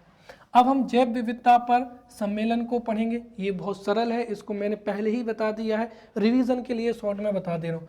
तो जैव विविधता पर सम्मेलन, राइट, हमसे फिर वही देखेंगे, राइट, कि जैव विविधता पर सम्मेलन, राइट। तो 1992 में ब्राजील के रियो डी जेनेरो में पृथ्वी सम्मेलन आयोजित हुआ था, और इसी पृथ्वी सम्मेलन में ही जैव विविधता को संरक्षित करने के लिए एक संधि लाई गई थी, जिसको ही जैव विविधता सम्मेलन या जैव विविधता संधि कहा जाता है, CBD कहा जाता है। तो जैव विविधता संधि या जैव विविधता सम्मेलन, जो जैव विविधता संधि थी, जो जैव विविधता सम्मेलन था वो 1992 में हुआ था, और जो जैव विविधता संधि थी वो 1993 से लागू हुई थी, जिसका उद्देश्य क्या था, जैव विविधता का संरक्षण करना। इसी जैव विविधता संधि या CBD को अमल में लाने के लिए भारत में ही जैव विविधता संरक्षण अधिनियम 2002 लाया गया था, राइट। और इसी जैव विविधता संधि को अमल में लाने के लिए कार्टागेना जैव सुरक्षा प्रोटोकॉल लाया गया था 2003 में, और कार्टागेना जैव सुरक्षा प्रोटोकॉल 2003 में आया था, जिसमें लिविंग मॉडिफाइड ऑर्गेनिज्म के सुरक्षित हस्तांतरण, हैंडलिंग एवं उपयोग से संबंधित जो नीतियां बनाई गई थी। जीवित संशोधित जीव क्या होते हैं, जैसे हमने कहा कि उन्नत किस्म के बीज हैं, तो अधिक उत्पादन के लिए या जीव जंतुओं के गुणों में विकसित करने के लिए अगर जो लिविंग ऑर्गेनिजम्स हैं या जो जीवित प्राणी हैं, उनमें अगर हम कुछ भी संशोधन कर रहे हैं, तो जीवित संशोधित जीवों के सुरक्षित हस्तांतरण, उनकी हैंडलिंग से संबंधित जो अवधारणा थी वो कार्टागेना जैव सुरक्षा प्रोटोकॉल में लाई गई थी 2003 में। फिर 2010 में क्या लाया गया था, नगोया। तो नगोया सम्मेलन जापान के नगोया सिटी में 2010 में हुआ था, राइट। और इसमें जैव विविधता संरक्षण के लिए 20 महत्वाकांक्षी लक्ष्य रखे गए थे, जिनको ही क्या कहा जाता है, आईची लक्ष्य कहा जाता है। तो आईची लक्ष्य का संबंध किससे है, नगोया सम्मेलन से, या फिर किससे है, जैव विविधता से है, या फिर किससे है, जैव विविधता सम्मेलन से है। चलिए अब अगला हो जाएगा सतत विकास पर क्या हो जाएगा सम्मेलन। सबसे पहली चीज तो ये सतत विकास या सस्टेनेबल डेवलपमेंट क्या होता है उसको समझते हैं। जैसे हम मान लेते हैं कि भारत के पास में कोयला के क्या है भंडार है। अब अगर भारत को विकास करना है तो वर्तमान गवर्नमेंट कोयले के सभी ब्लॉक्स का कोयला जो है खनन कर ले या कोयले को निकाल ले। उससे क्या होगा, उससे वर्तमान समय जैसे मैंने कहा कि 2022 है, 2022 में तो सरकार माला माल हो जाएगी और 24 घंटे बिजली मिलेगी और हम उस बिजली का अंधाधुंध प्रयोग कर सकते। बट उससे होगा क्या कि भविष्य में 2030 में 2050 में हमारे पास में कोयले की खदानें ही नहीं होंगी, तो फिर हम कोयला कहाँ से निकालेंगे, राइट। तो उसको ही क्या कहा जाता है, सतत विकास। मतलब विकास की ऐसी प्रक्रिया जिसमें प्राकृतिक संसाधनों का इस प्रकार दोहन करना कि हमारी आवश्यकताओं की पूर्ति भी हो जाए और भविष्य में भावी पीढ़ियों के लिए भी प्राकृतिक संसाधन बच सकें। अगर हम अविवेकपूर्ण या अंधाधुंध संसाधनों का प्रयोग करेंगे तो जल्द ही जो जितने भी जैविक संसाधन है, जिसमें कोयला है, पेट्रोलियम है, कोयला, पेट्रोलियम, प्राकृतिक गैस, राइट, खनिज या धातु है, ये पूरी तरीके से क्या हो जाएंगी, समाप्त तो हो जाएंगी, राइट। तो विकास की ऐसी प्रक्रिया जिसमें वर्तमान आवश्यकताओं की पूर्ति भी हो जाए तथा भविष्य में आने वाली पीढ़ियों के लिए भी प्राकृतिक संसाधनों का भंडार बचा रहे, उसको ही सतत विकास कहते हैं। और सतत विकास के लिए जो सम्मेलन है उनमें सबसे पहला क्या हो जाएगा, पृथ्वी सम्मेलन, जिसकी चर्चा अभी हमने की थी। तो पृथ्वी सम्मेलन या पर्यावरण एवं सतत विकास पर संयुक्त राष्ट्र सम्मेलन UNCED, जो कि रियो डी जेनेरियो में हुआ था ब्राजील में, और इसको ही क्या कहते हैं, पृथ्वी सम्मेलन भी कहते हैं। तो पृथ्वी सम्मेलन या पर्यावरण एवं सतत विकास पर संयुक्त राष्ट्र सम्मेलन UNCED ब्राजील के रियो डी जेनेरियो में हुआ था। ये कब हुआ था, 1992 में हुआ था, राइट। और यह जलवायु परिवर्तन, जैव विविधता और सतत विकास पर रियो घोषणा पत्र लागू हुआ था, राइट। हमने देखा था कि जो पृथ्वी सम्मेलन था उसमें जलवायु परिवर्तन के लिए ही UNFCCC लाया गया था। और UNFCCC कब अस्तित्व में आई थी, 1994 में। जैव विविधता के लिए संधि इसी सम्मेलन में स्वीकृत हुई थी, जिसको CBDB कहा जाता है या जैव विविधता संधि 1992 कहा जाता है। और साथ ही साथ सतत विकास पर जो है रियो घोषणा पत्र लाया गया था, राइट। इसी पृथ्वी सम्मेलन में ही एजेंडा 21 लाया गया था और यह सतत विकास संबंधित क्या थी, कार्य योजना थी। अर्थात यह ऐसी कार्य योजना थी जो कि सस्टेनेबल डेवलपमेंट को बढ़ाती थी, उसको ही एजेंडा 21 कहा गया, जिसमें 170 देशों ने भाग लिया था। अब उसके बाद में हुआ था Rio+5। तो सीधी सी बात है, रियो कब हुआ था, 1992 में। तो रियो सम्मेलन की 5वीं वर्षगांठ पर जो सम्मेलन हुआ था उसको Rio+5 कहा गया और यह 1997 में हुआ था, जिसमें एजेंडा 21 के 5 वर्षों के कार्यों की समीक्षा की गई थी। उसके बाद में Rio10 आया, राइट। तो Rio10 मतलब 1992 से 10 वर्ष, मतलब कब हो जाएगा, 2002 में। तो Rio10 कब आयोजित हुआ, 2010 में। कहाँ पर, दक्षिण अफ्रीका के जोहान्सबर्ग में। और इसे सतत विकास विश्व सम्मेलन भी कहा जाता है। अर्थात इसमें पूरे विश्व में सतत विकास के लिए दुनिया भर के सदस्य देशों ने जो है इसमें भाग लिया था। तो इसे सतत विकास विश्व सम्मेलन भी कहा जाता है और इसमें सहस्त्राब्दी विकास लक्ष्य, राइट, मिलेनियम डेवलपमेंट गोल्स को लागू किए गए थे। तो अब क्वेश्चन कहां से बनेंगे, यहां से बनेंगे। अगर आपसे पूछा जाए कि MDG या मिलेनियम डेवलपमेंट गोल्स या सहस्त्राब्दी विकास लक्ष्य किस पृथ्वी सम्मेलन में आए थे, तो वो कौन सा था, पृथ्वी सम्मेलन 3rd, या जिसको हम क्या कहते हैं, Rio+10 कहा जाता है। तो Rio+10 में ही MDG गोल्स लाए गए थे ताकि सतत विकास को और बढ़ावा मिल सके। फिर उसके बाद में हुआ था Rio20। कौन सा हुआ था, Rio20। तो 1992 में 20 जोड़ेंगे तो कब आएगा, 2012।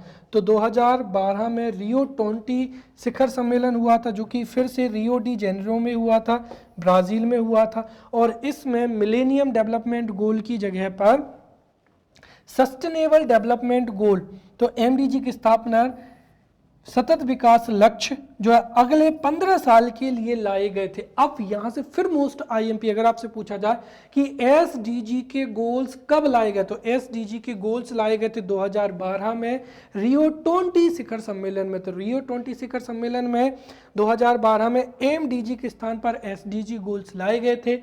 एसडीजी गोल्स टोटल कितने हैं, राइट? तो टोटल एसडीजी गोल्स में कितने लक्ष्य हैं? 17 लक्ष्य हैं। तो एसडीजी में टोटल 17 लक्ष्य हैं एवं 169 प्रयोजन हैं जो कि 15 वर्ष या 2030 के तक के लिए जो है घोषित हुए थे।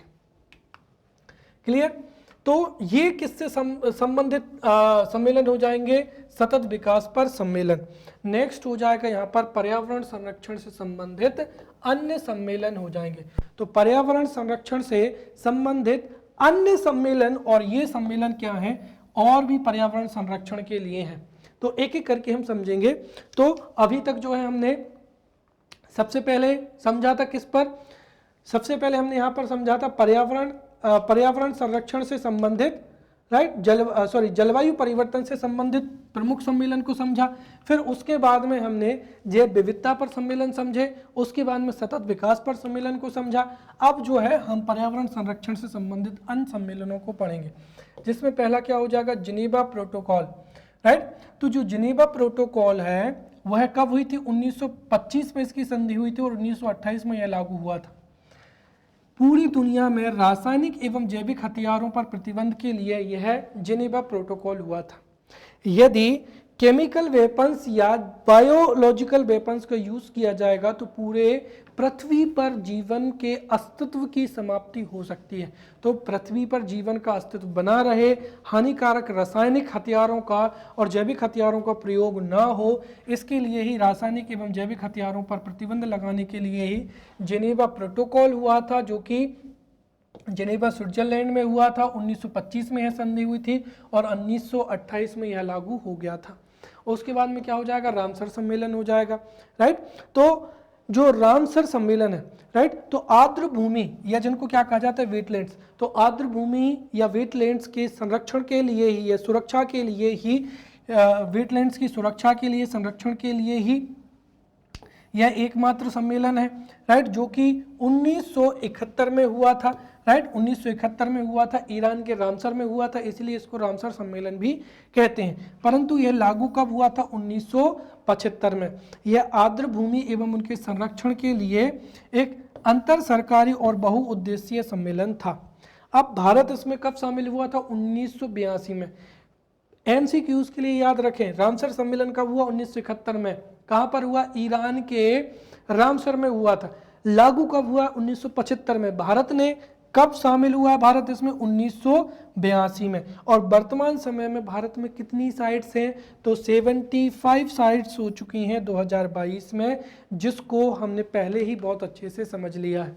अगला हो जाएगा मॉन्ट्रियल प्रोटोकॉल। ये भी बहुत ज़्यादा महत्वपूर्ण है। तो मॉन्ट्रियल प्रोटोकॉल कब हुआ था? 1987 में। देखिए, जलवायु परिवर्तन को रोकने के लिए साथ ही साथ CFC का कम उत्पादन हो सके, उसके लिए ओजोन परत के संरक्षण के लिए जो है 1987 में मॉन्ट्रियल प्रोटोकॉल हुआ था। क्योंकि जो CFCs गैस है, तो जो CFCs है वह ओजोन परत में छिद्र के लिए क्या होती हैं? उत्तरदायी होती हैं। तो ओजोन परत को संरक्षित करने के लिए या ओजोन परत के संरक्षण के लिए 1987 में मॉन्ट्रियल प्रोटोकॉल हुआ था, राइट। और इसी प्रोटोकॉल में 16 सितंबर को ओजोन दिवस मनाने का क्या रखा गया था? लक्ष्य रखा गया था। और यह प्रीलिम्स में अब तक 2 बार पूछा जा चुका है। ओजोन दिवस कब मनाते हैं? 16 सितंबर को मनाने की, राइट। 16 सितंबर को ओजोन दिवस मनाने की जो है फैसला कब हुआ था? 1987 में मॉन्ट्रियल प्रोटोकॉल में। नेक्स्ट हो जाएगा वियना सम्मेलन। वियना सम्मेलन कब लागू हुआ? 1988 में, राइट। और यह ओजोन परत के क्षरण हेतु जिम्मेदार पदार्थों के विनियमन हेतु क्या है? बहुपक्षीय पर्यावरण समझौता है। नेक्स्ट क्या हो जाएगा? वेसल कन्वेंशन हो जाएगा। तो वेसल कन्वेंशन 1989 में हुआ था। तो जो वेसल कन्वेंशन है वो कब हुआ? 1989 में हुआ था। और यह विकसित देशों से विकासशील देशों एवं कम विकासशील देशों, जैसे उदाहरण के लिए अफ्रीकन कंट्रीज हो जाएंगी जहां पर टेक्नोलॉजी कम है, अभी भी लकड़ी जलाकर खाना बनाया जाता है या कोयला पेट्रोल आधारित जो है डीजल आधारित, वहाँ पर वाहनों की संख्या बहुत ज़्यादा है। तो जो वेसल कन्वेंशन है वो है 1989 में हुआ था, और इस सम्मेलन में जो विकसित देश हैं जहाँ पर परमाणु ऊर्जा बनाई जाती है या सोलर ऊर्जा बनाई जाती है, तो विकसित देशों से विकासशील देश या कम विकसित देशों के मध्य होने वाले खतरनाक स्थानांतरण पर रोक लगाती है। क्योंकि जो विकसित देश हैं जैसे अमेरिका है, फ्रांस है, वो अपने यहाँ पर जो जितने भी हानिकारक दवाएं हैं या जो जितना भी वेस्ट मटेरियल लगता है उसको क्या कर देते हैं, डंप कर देते हैं। इससे जो कम विकसित देश हैं उनमें क्या होता है, प्रदूषण फैलता है। तो यह है विकसित देशों से कम विकसित देशों के मध्य होने वाले खतरनाक अपशिष्टों के स्थानांतरण पर रोक लगाता है। अर्थात कोई भी अमीर देश पैसा देकर किसी भी गरीब देश में हानिकारक जो रसायन हैं या फिर दवाओं की जो बचे हुए केमिकल्स हैं उनको डिस्पोज नहीं करेंगे। यह 1992 से प्रभावी है, परंतु रेडियो एक्टिव पदार्थों के हस्तांतरण पर रोक नहीं लगाता है। भारत में यह कब लागू है, 1992 से। नेक्स्ट क्या हो जाएगा, अनवरत जैविक प्रदूषक या परसिस्टेंस ऑर्गेनिक पॉल्यूटेंट्स पर स्टॉकहोम सम्मेलन हो जाएगा, और यह भी यूपीएससी में पूछा गया है। तो पीओपी या परसिस्टेंस ऑर्गेनिक पॉल्यूटेंट्स पर या अनवरत जैविक प्रदूषक पर सम्मेलन कब हुआ था, 2001 में। कहाँ पर हुआ था, स्टॉकहोम में हुआ था। और यह एक वैश्विक संधि है जिसमें मानव स्वास्थ्य एवं पर्यावरण को नुकसान पहुंचाने वाले जो रसायन है उनसे पर्यावरण को संरक्षित करने पर जोर दिया जाता है। जैसे उदाहरण के तौर पर आप जो है परफ्यूम लगाते हैं या फिर जो केमिकल फैक्ट्रीज होती हैं उसमें कई केमिकल्स यूज में लाए जाते हैं, राइट, और वो कभी भी निम्नीकृत नहीं होते हैं जिससे हमारी मृदा एवं जल को प्रदूषित करते हैं। तो जो स्टॉकहोम सम्मेलन 2001 में हुआ था उसमें ही पीओपी पर प्रतिबंध लगाया गया था, राइट, और यह एक वैश्विक संधि है जो कि मानव स्वास्थ्य पर एवं पर्यावरण पर जो पीओपी है उनसे क्या करती है, बचाती है। यह संधि 2004 में अस्तित्व में आई थी और भारत में कब से लागू हुआ, 2006 से ही यह लागू हुई। नेक्स्ट क्या हो जाएगा यहाँ पर, वन्य जीव वनस्पति की लुप्त प्राय, राइट, तो वन्यजीव वनस्पति की लुप्तप्राय प्रजातियों के लिए अंतरराष्ट्रीय व्यापार पर कन्वेंशन साइट्स एवं क्या हो जाएगा, जिनेवा स्विट्जरलैंड। तो यह अवैध व्यापार को रोकने के लिए सबसे बड़ा क्या हो जाएगा, संस्थान हो जाएगा साइट से। यूपीएससी का मोस्ट फेवरेट जो है टॉपिक है और एमपीपीएससी में भी पूछा जाएगा।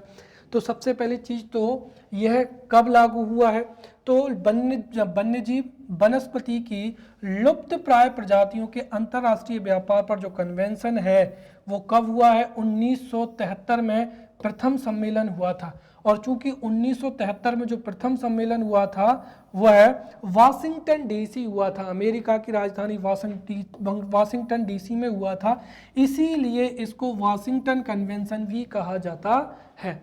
और यह जो साइट्स की संधि है यह कब से, 1975 से लागू है। इसका मतलब क्या हुआ वो समझिए। जैसे मैंने कहा कि वर्तमान समय में चीता हो जाएगा, राइट, चीता हो जाएगा, कस्तूरी मृग हो जाएगा, ये सभी संकट प्रदाय क्या है, संकट प्रदाय जीव जंतु हैं। अब अगर इनकी मार्केट में हैवी डिमांड होंगी तो लोग इनका क्या करेंगे, शिकार करेंगे, और जब तक इनके शिकार पर नियंत्रण लगाएंगे तो उसमें कई प्रावधान करने पड़ेंगे, और वो प्रावधान है भी, परंतु जब तक कोई शिकार करके उसको आसानी से बेच लेता है तब तक कोई मतलब का नहीं। तो यदि जो वन्य प्राणी है उनके खाल है, त्वचा है, बाल है, नाखून है, उसको बेचना अगर कठिन हो जाए, एक देश से दूसरे देश उनकी बिक्री या व्यापार पर प्रतिबंध लगे, तो स्वतः सी बात है कि जो वन्य प्राणियों के जो शिकार किए जाते हैं उस पर क्या होगी, कमी आएगी, राइट। तो वन्य प्राणी, राइट, वन्यजीव वनस्पति की जो लुप्त प्राय प्रजातियां हैं उनका अंतरराष्ट्रीय व्यापार ना हो उसके लिए संधि हुई थी। सम्मेलन हुआ था 1973 में वाशिंगटन डीसी में, और यह संधि लागू हुई थी 1975 से, इसीलिए इसको वाशिंगटन कन्वेंशन भी कहते हैं। और इसका मुख्य उद्देश्य क्या है, अवैध व्यापार को रोकना। भारत साइट्स में कब लागू हुआ है? 1976 में। और इसके सदस्य कितने? 183 हो जाएगा टोगा, राइट। इसकी जो परिशिष्ट है, परिशिष्ट एक में 630 जंतु हैं और 301 का क्या है? पादप है, जिन पर क्या है? पूर्ण प्रतिबंध है। अर्थात साइट्स की परिशिष्ट एक में 630 जंतु और 301 पादप हैं, जिन पर पूर्ण तरीके से प्रतिबंध है। अर्थात इस सूची में जो जीव सम्मिलित हैं उनका व्यापार करना पूरी तरीके से इलीगल है। कोई भी अगर करते हुए पकड़ा जाता है तो उसको कठोर से कठोर दंड दिया जाता है। परिशिष्ट सेकेंड में 4827 जंतु एवं 29,592 पादप हैं, जिन पर क्या है? जिनका व्यापार क्या है? प्रतिबंधित है। परंतु आवश्यकता पड़ने पर अति विपरीत परिस्थितियों में इनका क्या हो सकता है? व्यापार हो सकता है, परंतु सरकार की अनुमति से। वहीं परिशिष्ट 3 में 135 जंतु एवं 12 पादप हैं, जिनके व्यापार पर भी क्या है? प्रतिबंध है। नेक्स्ट क्या हो जाएगा यहाँ पर? राइट, अनवरत जैविक प्रदूषण, राइट, सॉरी, अगला हो जाएगा यहाँ पर प्रवासी प्रजातियों के संरक्षण पर क्या हो जाएगा? सम्मेलन हो जाएगा। तो यहाँ पर प्रवासी प्रजाति क्या होती? सबसे पहले तो वो समझना। देखिए, विश्व में कई ऐसी पक्षियों की प्रजातियां हैं जो कि जलवायु परिवर्तन होने पर माइग्रेट करती हैं। जैसे कई अफ्रीका से या दक्षिण अमेरिका से कई पक्षी भारत में माइग्रेट होकर राजस्थान के कुछ क्षेत्रों में आते हैं, राइट।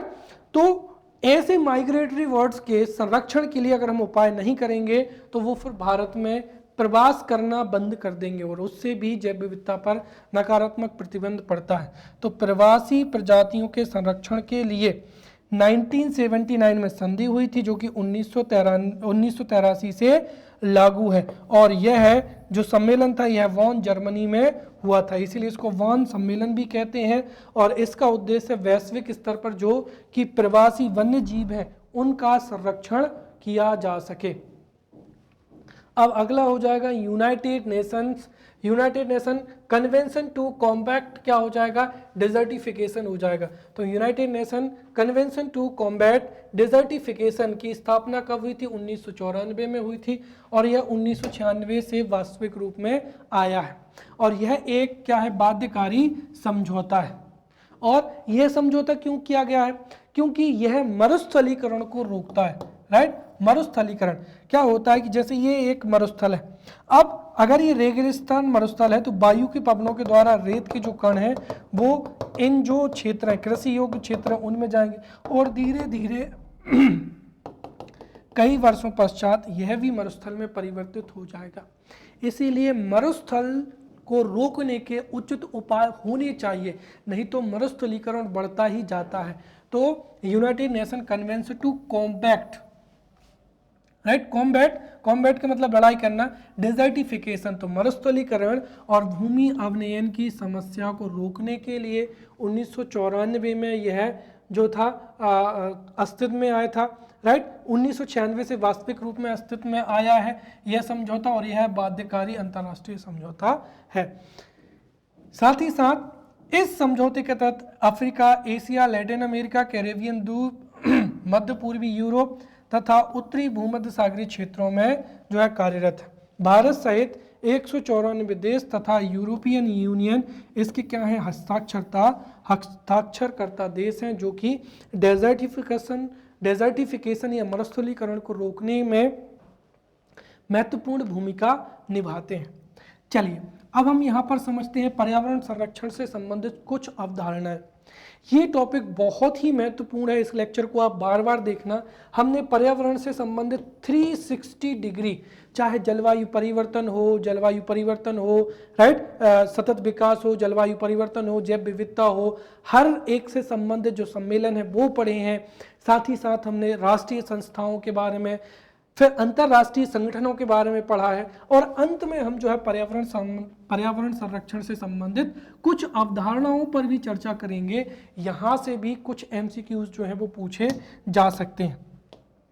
अब आपको ये याद रखना है कि पर्यावरण संरक्षण से संबंधित ये अवधारणाएं कब लाई गई हैं और ये अवधारणाएं हैं क्या।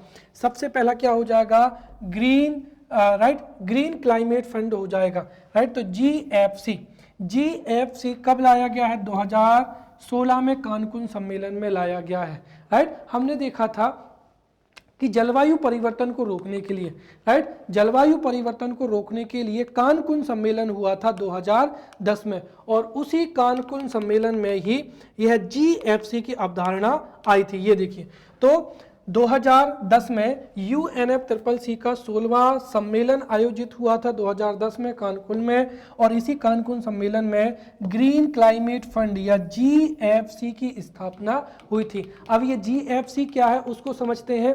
तो देखिए GFC क्या है? GFC एक वित्तीय तंत्र है, राइट, जो कि विकासशील देशों में प्रोजेक्ट, कार्यक्रम एवं नीतियों एवं अन्य क्रियाविधियों को वित्तीय समर्थन प्रदान करता है। जैसे उदाहरण के लिए मैंने बताया कि अगर किसी देश की टेक्नोलॉजी बहुत पुरानी है, वहाँ पर थर्मल पावर प्लांट्स हैं, वहाँ पर ऐसी टेक्नोलॉजी है जहाँ पर लकड़ी को जलाकर, कोयले को पेट्रोल डीजल से कार्बन उत्सर्जन ज़्यादा किया जाता है, और अगर उन देशों को हम नई तकनीक दे दें या वहाँ पर जागरूकता फैलाएं, नीतियों का समन्वयन करें, तो उसके लिए धन की आवश्यकता होगी। तो यही क्या करता है? वित्तीय समर्थन देता है। तो कुल मिलाकर जो ग्रीन क्लाइमेटिक जो फंड है, राइट, तो जो ग्रीन क्लाइमेटिक फंड है इसकी अवधारणा COP16 के कानकुन सम्मेलन में आई थी, और यह 2010 में अनुच्छेद 11 के तहत एक वित्तीय तंत्र है जो कि कार्बन उत्सर्जन कटौती करने के लिए जो विकासशील देश हैं उनमें प्रोजेक्ट चलाता है, कार्यक्रम का संचालन करता है। फिर अगला क्या हो जाएगा? GEF हो जाएगा वैश्विक पर्यावरणीय सुविधा। तो जो है ग्लोबल एनवायरनमेंट फैसिलिटी। तो GEF या वैश्विक पर्यावरणीय सुविधा क्या है? देखिए 1991 में वर्ल्ड बैंक द्वारा, तो 1991 में वर्ल्ड बैंक द्वारा तथा रियो समिट 1992 के दौरान पर्यावरणीय संपोषणीय विकास की वित्तीय सहायता के लिए इसकी क्या की गई थी? स्थापना की गई थी। तो 1991 में इसकी स्थापना हुई थी किसके द्वारा? वर्ल्ड बैंक के द्वारा। किसके लिए? पर्यावरणीय संपोषणीय विकास के लिए, राइट। और पर्यावरणीय संपोषणीय विकास का जो समिट था वो कौन सा था? 1992। तो हम दोनों कह सकते हैं कि पर्यावरणीय संपोषणीय विकास के लिए वर्ल्ड बैंक के द्वारा 1991 में, या फिर रियो अर्थ समिट 1992 के दौरान पर्यावरणीय संपोषणीय विकास की वित्तीय सहायता के लिए इसकी स्थापना की गई थी। इसके प्रारंभिक सहयोगी UNEP, right, UNDP, UNEP, world bank थे, परंतु 1994 में इसे विश्व बैंक से क्या कर दिया? अलग कर दिया गया है, और यह पर्यावरणीय संपोषणीय विकास या सस्टेनेबल डेवलपमेंट के लिए एक वित्तीय संगठन है। यह है CBD, right, conservation of biodiversity या जैव विविधता संरक्षण संधि, UNFCCC, United nation framework on climate change, right, Stockholm सम्मेलन जो POP, परसिस्टिंग ऑर्गेनिक पॉल्यूटेंट्स हो जाएंगे। फिर UNCCD एवं मिनीमाटा कन्वेंशन ऑन मर्करी हेतु भी क्या करता है? वित्तीय सहायता उपलब्ध कराता है। अगला क्या हो जाएगा? RED++, और इसको भी मैंने बताया था। तो REDD+, यह UNFCCC के अंतर्गत परिभाषित एक तंत्र है जो कि विकासशील देशों के निर्वनीकरण एवं वन निम्नीकरण में कमी द्वारा उनकी उत्सर्जन की कमी के लिए क्या करता है? पुरस्कृत करता है, राइट। अर्थात जो विकासशील देश है, यदि कोई विकासशील देश अपने यहाँ पर वनों की कटाई को रोकता है या वन निम्नीकरण को जो है प्राथमिकता जो है विकासशील देशों के निर्वनीकरण को रोकता है, या वन निम्नीकरण में या वनों को कम होने में क्या करता है? कमी लाता है, तो उसके द्वारा कार्बन उत्सर्जन कटौती के लिए यह क्या करता है? पुरस्कृत करता है। क्योंकि देखिए अगर वन क्या होंगे? ज़्यादा होंगे, और वन ज़्यादा होंगे तो उससे कार्बन की कटौती क्या होगी? कम होगी, राइट, सॉरी, कार्बन का अवशोषण क्या होगा? ज़्यादा होगा। तो यदि वन क्षेत्र ज़्यादा होंगे तो कार्बन का अवशोषण ज़्यादा होगा, और कार्बन का अवशोषण ज़्यादा होगा तो सीधी सी बात है कार्बन उत्सर्जन में क्या होगी? कटौती होगी। तो कार्बन उत्सर्जन में कटौती के लिए, वनों का ह्रास ना हो, वन निम्नीकरण में कमी आए, ऐसे करने वाले देश को REDD+ के द्वारा क्या दिया जाता है, पुरस्कार दिया जाता है। नेक्स्ट क्या हो जाएगा, अनुकूलन हो जाएगा, एडॉप्टेशन हो जाएगा। तो ये मैंने बताई थी ये वाली रोड मैप में लाए गए थे, राइट। तो अनुकूलन एवं समन, जो अनुकूलन एवं समन है ये बाली रोड मैप में प्रस्तुत की गई अवधारणा है। अनुकूलन क्या होती है, देखिए अनुकूलन से तात्पर्य उन क्रियाकलापों से है जो जलवायु परिवर्तन के मानवीय प्रभावों को कम करने के लिए क्षमता का क्या कर सकें, निर्माण कर सकें, उनको ही क्या कहा जाता है, राइट, उनको ही अनुकूलन कहा जाता है या एडाप्टेशन कहा जाता है, राइट। तो ऐसी तकनीकों को अपनाना जिससे जलवायु परिवर्तन पर प्रभाव कम से कम हो उसको ही एडाप्टेशन कहते हैं, राइट। अगला क्या हो जाएगा, मिटिगेशन हो जाएगा। मिटिगेशन में वे क्रियाएं सम्मिलित हैं जो वातावरण में ताप अवशोषक हरित गृह गैसों के उत्सर्जन में क्या करती हैं, कमी लेकर आती हैं, राइट। या जलवायु परिवर्तन के लिए जो हानिकारक गैसें होती हैं, राइट, उनको इससे क्या किया जाता है, कम किया जाता है। बिल्कुल सीधा उदाहरण है, राइट, 10 साल पुराने वाहन को बदलकर अगर हम नए वाहन लेके आते हैं तब भी उससे कार्बन कटौती होगी या कार्बन उत्सर्जन कम होगा।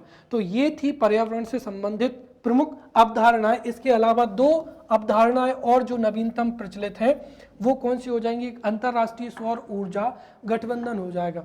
भारत ने COP21 में सौर ऊर्जा संपन्न 121 विकसित एवं विकासशील देशों के साथ में इसकी शुरुआत की है।